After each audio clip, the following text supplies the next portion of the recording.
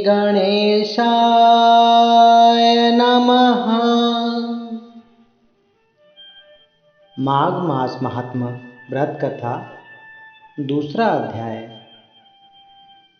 राजा के ऐसे वचन सुनकर तपस्वी कहने लगे कि हे राजन, अब भगवान सूर्य बहुत ही शीघ्र उदय होने वाले हैं, इसलिए यह समय हमारे लिए स्नान का है, कथा करने का नहीं। सो आप स्नान करके अपने घर जाइए और अपने कुल गुरु श्री वशिष्ठ जी से माघ मास के महात्म को सुनिए। इतना कहकर तपस्वी सरोवर में स्नान करने के लिए चले गए और राजा भी विधि पूर्वक सरोवर में स्नान करके अपने राजमहल लौट आए और रानी वास में जाकर रानी से तपस्वी की सारी कथा कह सुनाई और उनके हृदय में माघ मास महात्मा की कथा सुनने की अभिलाषा जागृत हो गई। तब श्री सूत जी कहने लगे कि हे महाराज, राजा ने अपने गुरु वशिष्ठ जी से क्या प्रश्न किया और उन्होंने क्या उत्तर दिया, सो कहिए।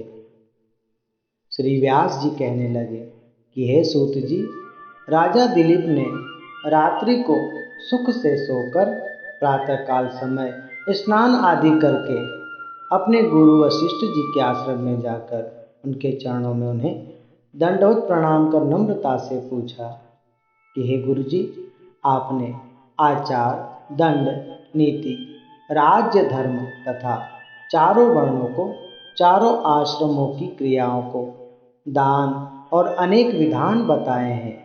यज्ञ और व्रत, उनकी विधियां, उनकी प्रतिष्ठा तथा भगवान श्री विष्णु की आराधना भी बतलाई है। परंतु अब मैं आपसे माघ मास के महात्म के और उसके स्नान की कथा को सुनना चाहता हूँ। सो हे तपोधन, आप नियम पूर्वक इसकी विधि समझाइए। श्री गुरु वशिष्ठ जी कहने लगे कि हे राजन, तुम भाग्यशाली हो जो समस्त लोगों के कल्याण करने वाले, वनवासी तथा गृहस्थियों के अंतःकरण को पवित्र करने वाले माघ मास के स्नान के महात्मा के बारे में बहुत ही सुंदर प्रश्न पूछ रहे हो। मकर राशि में सूर्य के आने पर माघ मास में स्नान का फल गौदान, भूमि, तिल, वस्त्र, स्वर्ण, अन्न, घोड़ा आदि दानों से तथा चंद्रायण और ब्रह्मपूर्व व्रत आदि से भी अधिक होता है। वैशाख तथा कार्तिक मास के जप, तप, दान और यज्ञ बहुत फल देने वाले हैं, परंतु माघ मास में इनका फल और अधिक बढ़ जाता है। माघ मास में स्नान करने वाला पुरुष राजा और मुक्ति के मार्ग को जानने वाला होता है। दिव्य दृष्टि वाले महात्माओं ने कहा है कि जो मनुष्य माघ मास में सकाम या भगवान के निमित्त नियम पूर्वक माघ मास में स्नान करता है, वह अत्यंत फल वाला होता है। उसको शरीर की शुद्धि, प्रीति, ऐश्वर्य तथा चारों प्रकार के फलों की प्राप्ति होती है। अदिति ने 12 वर्ष तक माघ मास में व्रत रखकर स्नान किया। इसी से अदिति को तीनों लोकों को उज्ज्वल करने वाले 12 पुत्र उत्पन्न हुए। माघ मास में स्नान करने से रोहिणी, सुभगा, अरुंधति दानशील हुई और इंद्राणी के समान रूपवती होकर प्रसिद्ध हुई। जो माघ मास में स्नान करते हैं तथा देवताओं के पूजन में तत्पर रहते हैं, उनको सुंदर स्थान, हाथी घोड़े की सवारी तथा दान का द्रव्य प्राप्त होता है और अतिथियों से उनका घर हरा भरा रहता है। उनके घर में सदा वेद ध्वनि होती रहती है। वह मनुष्य धन्य है जो माघ मास में स्नान करते हैं, दान देते हैं तथा व्रत और नियमों का पालन करते हैं। और दूसरे पुण्यों के क्षीण होने से मनुष्य स्वर्ग से वापस आ जाता है परंतु जो मनुष्य माघ मास में स्नान करता है वह कभी स्वर्ग से वापस नहीं आता। इससे बढ़कर कोई नियम, जप, तप, दान, पवित्र और पाप नाशक नहीं है। भृगु ऋषि ने मणि पर्वत पर विद्याधरों को यह सुनाया था।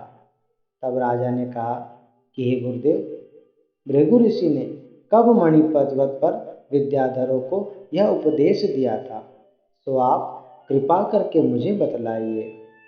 तब वशिष्ठ जी कहने लगे कि हे राजन, एक समय 12 वर्षों तक वर्षा न होने के कारण समस्त प्रजाजनों के क्षीण होने के कारण संपूर्ण संसार में उद्विग्नता फैल गई थी।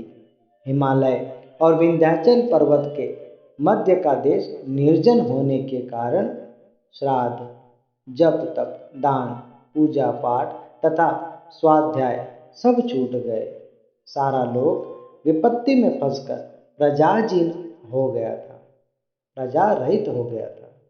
सारा भूमंडल फल और अन्न से रहित हो गया था।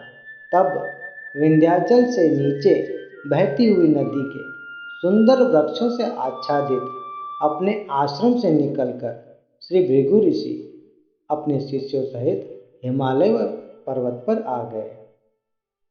इस पर्वत की चोटी नीली और नीचे का हिस्सा सुनहरी होने से सारा पर्वत पीतांबरधारी श्री भगवान के समान लगता था।